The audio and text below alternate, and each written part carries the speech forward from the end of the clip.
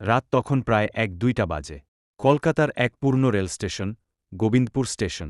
স্টেশনটা এখন প্রায় বন্ধ হয়ে গেছে, শুধু রাতে একটা ট্রেন থামে, শেষ ট্রেন। সেই ট্রেনেই আজ উঠেছিল রাহুল।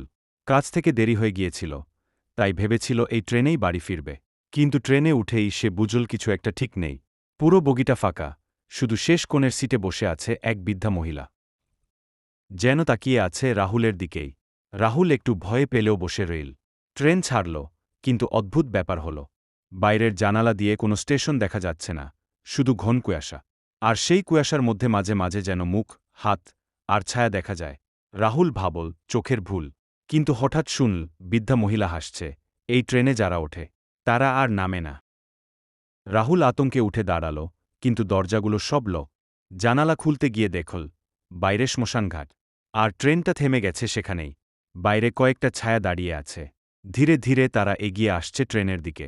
চোখে জ্বলছে আগুনের মতো আলো, মুখে নেই কোনো ত্বক, শুধু হাড়। রাহুল জানালার ভেতর থেকে চিৎকার করল, বাঁচাও, কেউ আছো? বৃদ্ধা তখন হেসে উঠল, তার মুখটা ধীরে ধীরে গলে যাচ্ছে। আর সেই গলানো মুখ থেকে বেরিয়ে এলো অন্য এক মুখ, যেন শত শত মৃত মানুষের চিৎকার একসাথে শুনতে পাওয়া যায়। রাহুল অজ্ঞান হে গেল। সকালে যখন ট্রেনটা পাওয়া গেল, লোকেরা দেখে ট্রেনে কোনো যাত্রী নেই, শুধু শেষ সিটে একটা মোবাইল পড়ে আছে। আর তাতে শেষ ভিডিও। রাহুলের মুখ কাঁপছে। আর পিছনে শোনা যাচ্ছে সেই বৃদ্ধার কণ্ঠ, পরের যাত্রী, প্রস্তুত হও।